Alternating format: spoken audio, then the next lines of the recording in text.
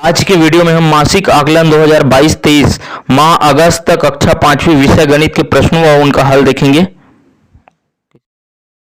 पहला प्रश्न है, किस विकल्प का संबंध सही है? तो 4 विकल्प दिए गए, उनमें से एक का चयन करना है। प्रश्न नंबर दूसरा है, यदि विक्रय मूल्य 675 रुपये, हानि 58 रुपये तो क्रय मूल्य होगा। इनके भी 4 विकल्प है।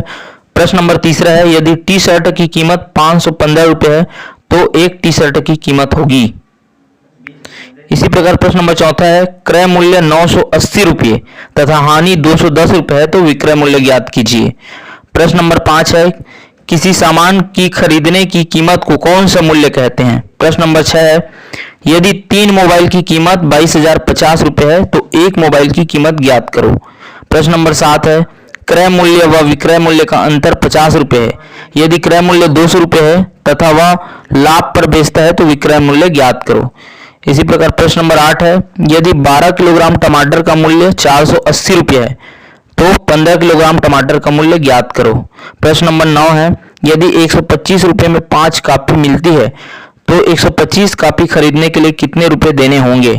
अंतिम प्रश्न है, गीता ने 12 रुपये प्रति किलोग्राम के हिसाब से 10 किलोग्राम भिंडी खरीदी, उनमें से 2 किलोग्राम भिंडी खराब हो गई, उसने शेष भिंडी 15 रुपये प्रति के भाव से बेच दी, तो बताओ उसे कितना लाभ या हानि हुआ?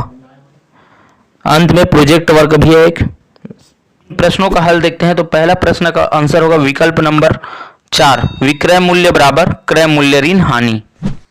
प्रश्न नंबर दूसरा का हल होगा, जिसमें विक्रय मूल्य दिया है 675 रुपये, हानि दिया है 58 रुपये, तो इसको क्रय मूल्य बराबर विक्रय मूल्य धन हानि वाला फार्मूला लगा कर हल करेंगे तो इसका आंसर आएगा 733 रुपये। प्रश्न नंबर तीसरा है, यदि 5 टी शर्ट की कीमत 515 रुपये है तो एक टी शर्ट की कीमत होगी, तो 515 को 5 से डिवाइड करना है तो आंसर होगा 103। तो 103 जो विकल्प पहला विकल्प में है वही इसका आंसर होगा। प्रश्न नंबर 4, क्रय मूल्य दिया है 980 रुपये, हानि दिया है 210 रुपये, विक्रय मूल्य ज्ञात करना है।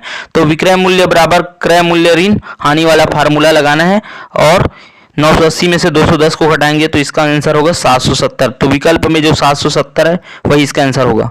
अब प्रश्न नंबर 5 है, किसी सामान की खरीदने की कीमत को कौन सा मूल्य कहते हैं? तो किसी सामान को खरीदने की कीमत को क्रय मूल्य कहा जाता है। प्रश्न नंबर 6 है, यदि 3 मोबाइल 50 रुपये है तो एक मोबाइल की कीमत ज्ञात करो। तो 3 मोबाइल की कीमत दिया है 22,050 रुपये और हमको एक मोबाइल का कीमत निकालना है तो 22,050 को 3 से डिवाइड करना पड़ेगा। तो 3 से डिवाइड करेंगे तो इसका आंसर आएगा 7,350 रुपये। तो यहाँ पर हमारा आंसर हो गया एक मोबाइल की कीमत बराबर 7,350 रुपये होगा। प्रश्न नंबर 7 है, क्रय मूल्य विक्रय मूल्य का अंतर 50 रुपये है। यदि क्रय मूल्य 200 रुपये है वह लाभ पर बेचता है तो विक्रय मूल्य ज्ञात करो। तो क्रय मूल्य दिया है 200 रुपये, फिर क्रय मूल्य और विक्रय मूल्य का अंतर दिया है 50 रुपये, तो जो अंतर है वही हमारा लाभ होगा। अब हमको लाभ पता चल गया, क्रय मूल्य पहले से पता है, तो विक्रय मूल्य बराबर क्रय मूल्य धन लाभ वाला फार्मूला लगाना है और क्रय मूल्य की जगह 200 और लाभ की जगह 50 रखना है। तो 200 धन 50 बराबर 250 रुपये, ये हमारा विक्रय मूल्य आ जाएगा।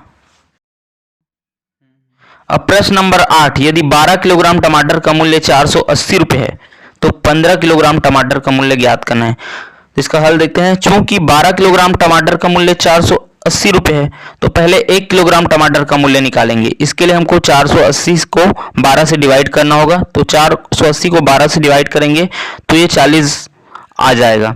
तो 1 किलोग्राम टमाटर का मूल्य हो गया 40 रुपये।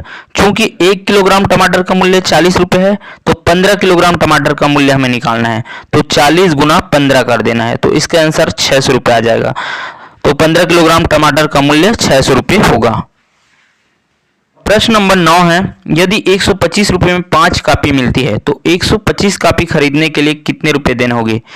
चूंकि 5 कापियों के लिए हमें 125 रुपये देना पड़ रहा है तो एक कापी की कीमत हमको निकालना होगा।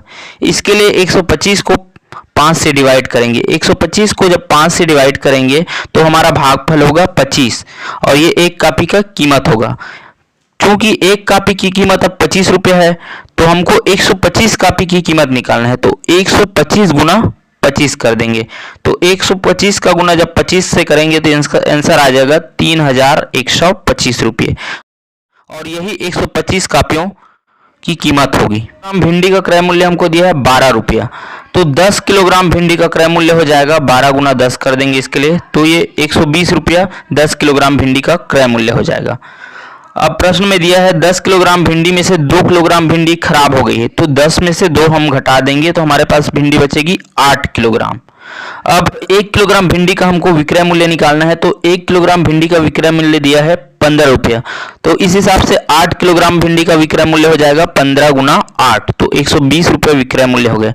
अब यहाँ हम देखते हैं कि क्रय मूल्य और विक्रय मूल्य दोनों बराबर है, 120 रुपये है, तो यहाँ गीता को न लाभ हुआ है और न हानि हुआ है, तो इसका आंसर होगा। वीडियो अच्छी लगी हो तो वीडियो को लाइक करें, हमारे चैनल को सब्सक्राइब करें।